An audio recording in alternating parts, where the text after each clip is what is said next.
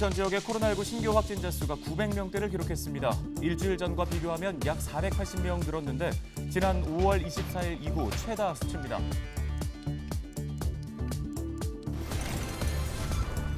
계양구의회 청사가 계양구청 옆으로 이전합니다.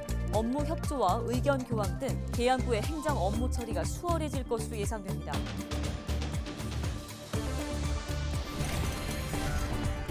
서해의 낙조를 버스를 타고 즐길 수 있습니다. 버스를 타고 떠나는 인천 여행, 인천 시티투어 버스를 소개합니다. 주치자가 출동한 구급대원을 폭행하는 사례가 증가하고 있습니다. 인천소방본부는 구급대원 폭행 사건에 무관용으로 대응한다는 방침을 세웠습니다.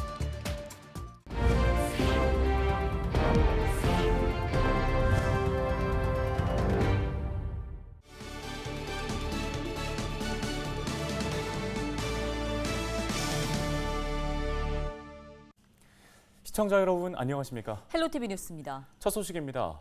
인천 지역 10개 군구 가운데 구청과 의회가 붙어있지 않은 곳은 계양이 유일합니다. 네, 그동안 구청사와 멀리 떨어져 있어 업무 협조되기 힘들었던 계양구의회 청사가 30년 만에 이전을 준비하고 있습니다. 송효찬 기자가 취재했습니다. 지난 1995년 인천 북구가 부평구와 계양구로 분구되면서 현재의 작전동 건물을 매입해 청사로 사용하던 계양구의회. 하지만 계양구청과 약 2km 정도 떨어져 있어 왕래가 쉽지 않은 상황입니다.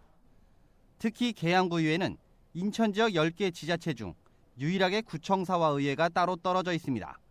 의회에서 구청까지 차량으로 10분 정도 걸려 상호 유기적인 업무 협조나 신속한 의견 교환 등 행정 업무 처리가 어려운 상황. 이 같은 이유로 청사 신축에 대한 목소리가 이어지고 있습니다. 노후화로 인해 화재를 포함한 안전 문제에 매우 취약합니다. 또한 계양구청과 떨어져 있어 상호 의견 교환이 어렵고 행정 업무 처리에 비효율이 발생하고 있습니다. 집행부와의 유기적인 협조 및 의원님들의 적극적인 의정활동 지원을 위해서 청사 이전이 꼭 필요하다고 보입니다. 계양구의회가 구청 인근으로 이전합니다.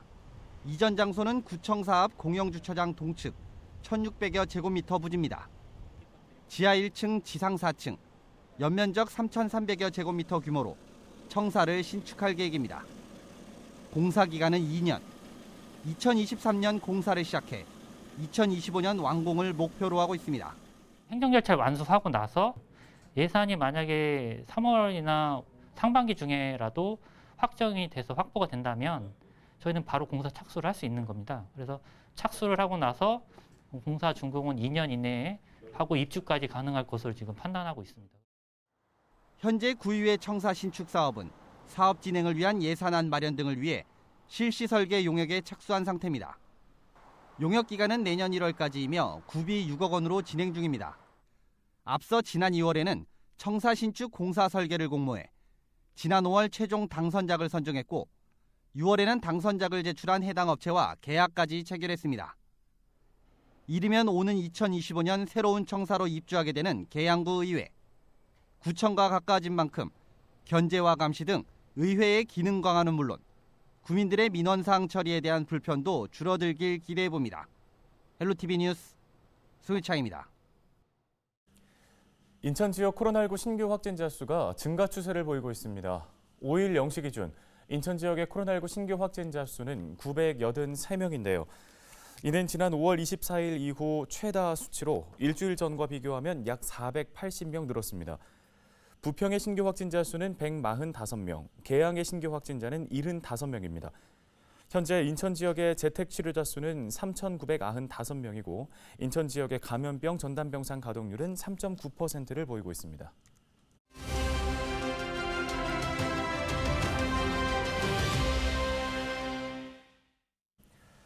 전 세계의 코로나19 신규 확진자도 2주일 사이에 50% 급증한 것으로 나타났습니다. 국내 역시 확진자가 주중 10,000명으로 치솟으면서 재유행에 대한 우려의 목소리가 제기되고 있습니다. 네, 인제대 백병원 가정의학과 김경우 교수 연결해 보겠습니다. 자, 교수님 최근에 감염 재생산 지수 1.0까지 올랐습니다. 현재 상황 어떻게 보고 계십니까? 네, 감염 재생산 지수는 한 사람이 몇 명에게 감염시키는가를 나타내는 지표로 1 미만이면 감소, 1 이상이면 증가를 나타내는 지표인데요. 감염제 생산 지수는 그 지난주에는 약 1.05로 3월 넷째 주 이후 1 이상으로 처음 증가한 수치가 되겠고, 지난주 주간 확진자 일평균 확진자 수는 약 8,500명으로 그 전주에 비해서 약 21% 증가한 양상을 보이고 있습니다. 아직까지는 해외에서도 그렇고 우리나라에서도 그렇고 특별히 더 치명률이나 중증화율이 더 증가하는 것 같지는 않지만은 아무래도 확진자 수가 많아지게 되면 그만큼 의심이 되는 환자나 또 확진이 된 환자분들이 이 다른 중환자 응급 치료를 받을 때 장애가 될 수가 있겠고, 또 중환자 수, 사망자 수 자체도 또 낮지만 증가할 수가 있기 때문에 철저한 감시와 예방이 중요하다고 할 수 있겠습니다. 네, 오미크론 세부 계통 변이 중에 하나인 BA.5가 우세종이 된 미국 또 영국에서는 확진자가 다시 급증하고 있다고 하는데요. 국내 검출률도 증가하고 있는 추세인데 변이로 인한 재유행 가능성은 어떻게 전망하세요? 네, BA.5의 국내 검출률은 그 6월 3주에는 2.0%, 4주에는 7.5%였다가 지난주에는 24.1%가 검출돼서 국내 점유율이 점차 증가하는 것으로 보이고 있고, 해외 사례처럼 앞으로 더 증가할 것으로 예측되고 있습니다. BA.5는 그 오미크론 하위 변이 중에서 전염성이라든지 면역 회피력이 다른 변이보다 조금 더 높은 것으로 알려져 있는데요.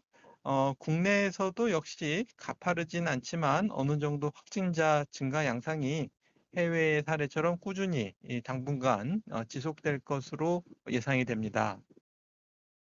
네, 휴가철입니다. 이동량 증가하면서 혹시 다중이용 시설 안에서의 집단 감염도 우려되는데요. 정부가 미리 준비를 해야 될 대책들, 또 개개인이 지켜야 할 위생 방역에 대해서 한 말씀 부탁드립니다.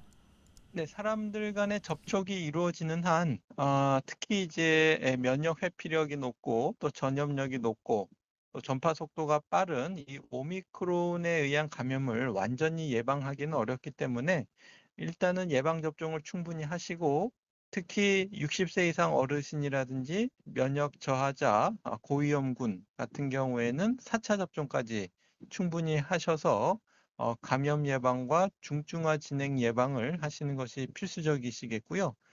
또 의심 증상이 있으신 분들은 신속하게 검사를 해서 대면 접촉을 자제해서 추가적인 감염 전파 위험을 낮추셔야겠고요.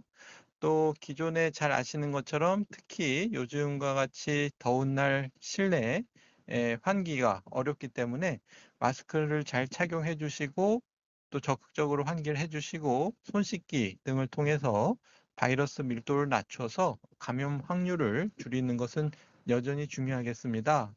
그리고 정부와 의료계는 이제 확진자나 발열 의심 환자들이 적절하고 또 신속하게 진료를 잘 받으실 수 있도록 시설이라든가 인력 등과 같은 의료 대응 체계를 상시적으로 잘 운영해서 적극적으로 대응하는 노력들이 지속되어야 하겠습니다. 네, 알겠습니다. 교수님 말씀 잘 들었습니다. 인제대 백병원 가정의학과 김경호 교수였습니다.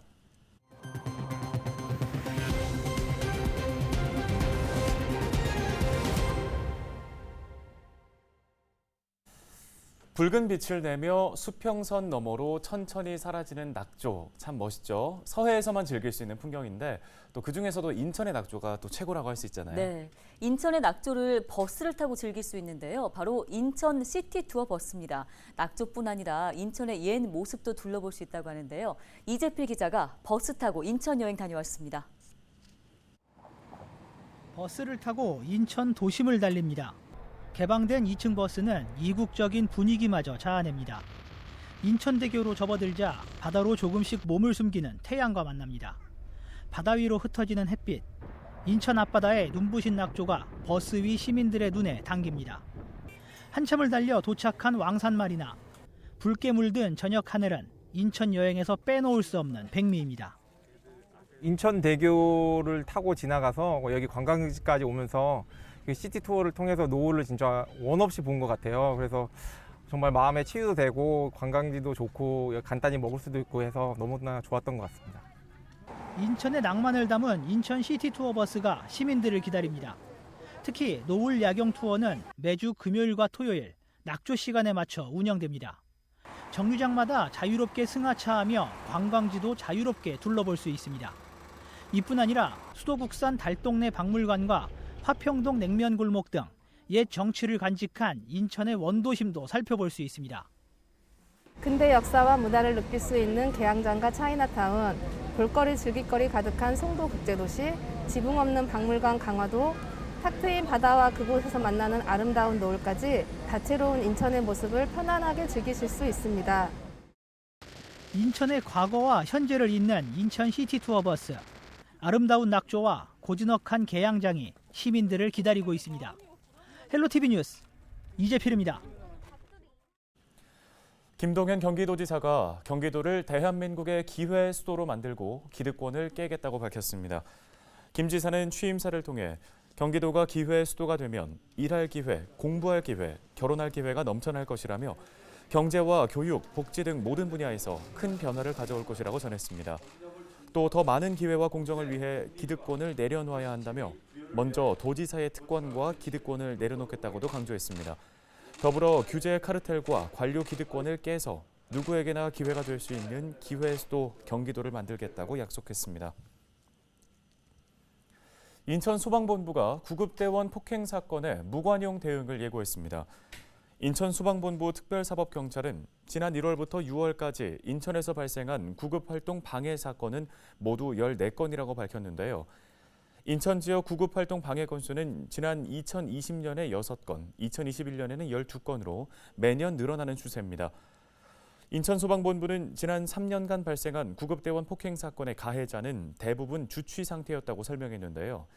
인천소방본부 특별사법경찰 관계자는 구급대원 폭행 사건이 발생하면 전담 인력의 수사를 통해 피의자를 법령에 따라 엄정하게 대처할 예정이라며 국가적 법익에 대한 중대한 침해로 간주해 무관용 원칙을 적용하겠다고 강조했습니다. 인천시 교육청은 교육감이 직접 듣고 발로 뛰는 원스톱 민원 기동대를 운영한다고 밝혔습니다.